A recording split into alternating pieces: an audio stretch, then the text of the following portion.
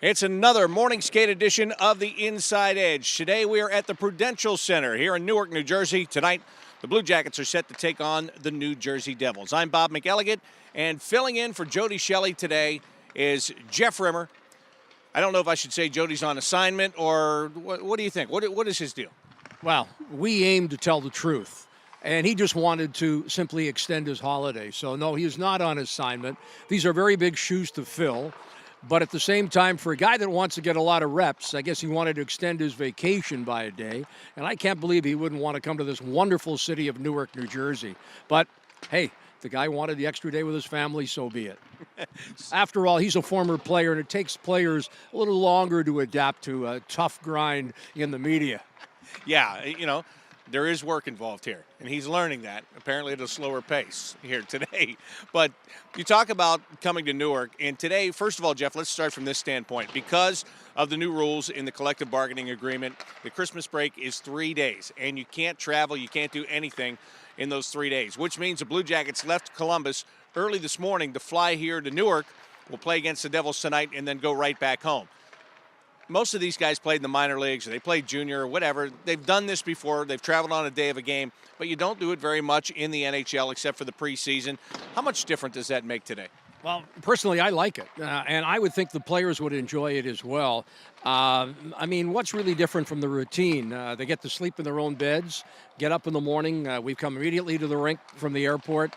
They'll get the traditional morning skate in here, go back to the hotel, and obviously continue to rest prior to the game tonight. I think if you would ask the players, most would agree they'd prefer this type of situation. Of course, in the wintertime, you have to deal with the weather elements, and it's a situation where the National Hockey League fines teams under the norm $1 million if you fail to get to the city in time and be able to play that next night. So I can understand what the National Hockey League wants, but here during the Christmas break and other certain situations, the Olympics, I'm certain that we'll see a similar fate. I think it's great that the team can fly into Newark here in the morning. Now, if we were still in the Western Conference and had to go to Colorado, that would be another story.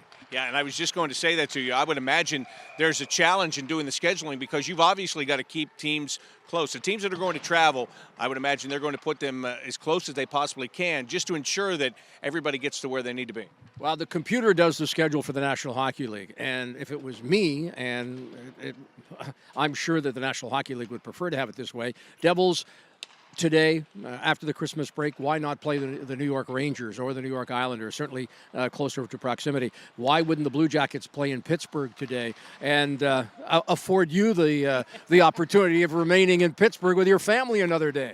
Yeah, I'm not going to lie. I was just talking about that yesterday. How nice would that be if I could just stay here, do a game, and then we could go back to Columbus. But we're here in New Jersey today, and this is a game with big implications, Jeff. First of all, you talk about Pittsburgh. They are playing at Carolina today. They're coming off getting spanked 5-0 by Ottawa right before the break. So one would hope that they play with a lot of extra grit today and that they go out there and try to get things righted against the Carolina Hurricanes, especially when they're coming into Columbus on Sunday. But if they could go to Carolina and take care of business, if the Blue Jackets can beat the Devils tonight, they can separate themselves from the Hurricanes and leapfrog the New Jersey Devils here in this Metropolitan Division. And going a step further, potentially the Blue Jackets with a victory tonight could be tied for the third and final playoff spot in the Eastern Conference. So obviously this is the Devils' first of 3 straight in the Metropolitan Division. For the Blue Jackets, they've got 2 remaining within the division, obviously, after tonight's game, and they don't want to look beyond tonight. But the Blue Jackets Sunday will be home to Pittsburgh. So the Blue Jackets, certainly when you're playing interdivision games, it's awfully important to come up with the 2 points and somehow not make it a 3-point game. And the Devils, certainly one of the teams, along with Carolina, that have played more of those 3-point games than what the Blue Jackets have. But ultimately, you've got to win these games within the division. Blue Jackets have had success against the Devils a couple of times this year. Those were in Columbus. Does it change much that these two teams are playing here in New Jersey today? Well, there's supposed to be a home ice advantage, but the Jackets have played the Devils pretty tough. It'll be interesting to see who the starting goaltender is tonight. I would suspect it'll be Marty Brodeur, who had, I think, one of his roughest outings of the season in the second of the two meetings at Nationwide. But Corey Schneider is really struggling right now. He hasn't won since late November. I think he's 0-3-2 in his last five. But the fact of the matter is, I think Brodeur gets the nod tonight. And, hey, obviously, it's a home crowd here for the Devils, so to answer your question, you'd have to give them the slight edge. But the Jackets have turned out to be here of late a pretty good road team, and you just hope that continues. The Jackets have the fifth best record in the last 10 games based on their performance of 6-3-1 in their last 10. They're starting to play their best hockey. They're going to get some of their players back here. Bobrovsky maybe in the next week to 10 days. Obviously, that's going to be a key. Bobrovsky, if he can come anywhere close to the form he showed last year. Nathan Horton is awfully close. I don't think he's going to play today or possibly against Pittsburgh. But the Jackets go on the road Monday, and I would think somewhere on that road trip we could see Nathan Horton playing. No, it's funny. You talk about Corey Schneider. It was in this building where it was announced that Corey Schneider was traded from the Vancouver Canucks to the New Jersey Devils. And they feel that they've got the heir apparent to Marty Brodeur, whether he hangs him up at the end of this year or whatever the case. And I would imagine the thought was this will be a farewell tour for Marty Brodeur. Corey Schneider will be ready to go. Do they start to scratch their head and change that thinking based on what's happened to him recently? I wouldn't be surprised. But the fact of the matter is, Brodeur hasn't been anywhere near his form either. I still think Schneider's a quality goaltender, and maybe it's a situation here where he's stuck in that same rut as he was in Vancouver, and he needs, like Jody Shelley, he needs the reps to play at a top level. So I think that if Schneider, in fact, becomes the heir apparent here next season and Brodeur hangs him up, I don't see Marty Brodeur going somewhere else.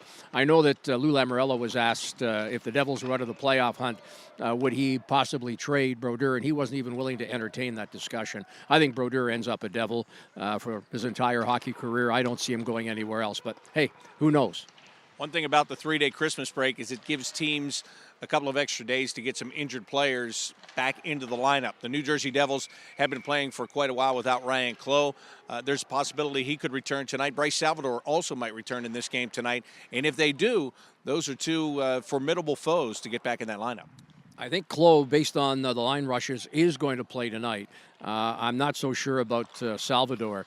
But fact of the matter is, we had the good fortune with our good buddy Jody Shelley to spend the evening with Ryan Clough, and we were in New York. He came over across the river and enjoyed dinner with us one night. And boy, he has been plagued by concussion problems, primarily in San Jose. Things didn't get much better for him in New York. Signed as a free agent here, big ticket with the Devils, but he has not played much, if at all. And I would think that he's itching to go here. And he's a formidable opponent because, quite frankly, he brings that grit, he brings that leadership. And, well, the Devils have lost the first two games to the Blue Jackets, so I think they'd love to have him in the lineup tonight. All right, before we wrap this thing up, let's talk about the Blue Jackets and the fact that one of the guys that's the hottest right now is Jack Skilley. And this guy, you know his history. Former number one draft pick. He's bounced around. He's been in the NHL. He's been in the AHL. He's getting a chance right now. And what a response he had the other night in Carolina. First of all, he puts a hit on a guy. He winds up with an interference penalty, but he's sending a message as the Hurricanes were taking some liberties with Feder Tootin. Sends a message. Team kills off the power play. Ryan Johansson goes out, scores to tie the game, and then short time later, he wins the game. His shot is just fantastic right now. It seems like whenever you get him near that net, well, sometimes he doesn't even have to be near the net, near the top of the circle. He's just finding a way. And it's what we talk about all the time, isn't it? Getting an opportunity to get the ice time and showing that you can play. I've got a lot of respect for Jack Skilley. Here's a guy that was drafted in the first round by the Chicago Blackhawks, very highly regarded, never lived up to expectations in Chicago, went on to Florida. I would have thought he'd become a fixture there with the Panthers, but for whatever reason, and their struggles continue, although they did have a pretty good stretch here just prior to the Christmas break. But the Jackets signed him to a two-way contract. Great signing. In his last 7 games, he has scored 4 goals for the Blue Jackets. His last 7, not the Blue Jackets' last 7 games. And it seems like, boy, he comes down that right wing. He's got as good a shot as anybody. And, hey, I think it's going to be tough for the Blue Jackets not to keep him on the roster, although they're going to be a situation here where there's going to be a numbers game, and the fact that he's got a two-way contract and the fact the Blue Jackets won't want to lose other perhaps younger players through the waiver process, maybe he becomes expendable. But I kind of like the way he plays. I'd love to see him remain with the hockey club. I think he's fought for everything he's got and realizes that he's got to play a certain way to remain in the National Hockey League. Boy, what a great goal the other night, and what a great comeback by the Blue Jackets Monday in Carolina, and they need that type of play. They're now 5th. Here I am throwing all these statistics. You sure you're not talking to George Matthews here right now? But the Blue Jackets are now 5th in the National Hockey League in third period goals, and that is certainly a change for a hockey club that, hey, over the years has found a way to lose in third periods. Yeah, that's a very good point. And when you were talking about Jack Skilley figuring out the way that he has to play, it made me think that would put him in the category of Derek McKenzie. Two guys that have been around, that have learned what it's going to take to be in this league. And as you mentioned, you got a two-way contract, so maybe that doesn't help his cause. But guys that have learned what they have to do to become valuable at this level. Well, I tell you what, Derek McKenzie, we talk about the Blue Jackets and who could be captain on this hockey club. I talked to Derek's dad, who, of course, has got a hockey background up in Sudbury, Derek's hometown. And I didn't realize until talking to his dad that he has been a captain everywhere he has been. He captained in the American Hockey League, captained in junior hockey. And you know what? He has the leadership qualities. I know that you're a big fan of Derek McKenzie's, as I am. And he has fought for everything that he has. And you talk to scouts that come to Columbus or when we're on the road, and they love Derek McKenzie. Great pickup by the Blue Jackets several seasons ago. And, boy, I'd like to see him rewarded with another contract. You really have to appreciate a guy like Derek McKenzie. Yeah, there's no question about it. And that whole the captain's thing, when you get to the NHL, you find that it's more the guys that are on the first and second lines that get the more ice time that wind up with those roles. But you're right, he's an invaluable part of this team, and it was good to get him back in the lineup the other night, and he'll be back in there again tonight. So third meeting of the year between the Blue Jackets and the Devils, first time here in Newark. Anybody else we can trash before we wrap up? Oh, yeah, probably. There's probably a lot of people still taking the extra day off here today in some regard, wouldn't you say? Oh, yeah, but we're here. We're ready to go. We're excited about getting back to NHL hockey here. And the Jackets will be heading out on the road after that Pittsburgh game on Sunday. Boy, I'm looking forward to our first meeting with Colorado. You think we can upset Patrick Waugh a little bit here and get him off his game? Oh, I thought you meant upset the team. Just upset him, definitely. That shouldn't be a problem. You upset him, you're going to upset the team. Craig Berube said it best. He said that when I asked him if there's any coaches that he tries to emulate and follow, he said, yeah. He says Daryl Sutter, who he played for, Ken Hitchcock, who he played for. But the difference between Sutter and Hitchcock, which was rather interesting, is that Daryl Sutter never lost control on the bench because he felt that really upset his players. I wonder if the players really appreciate Patrick Waugh's fiery personality.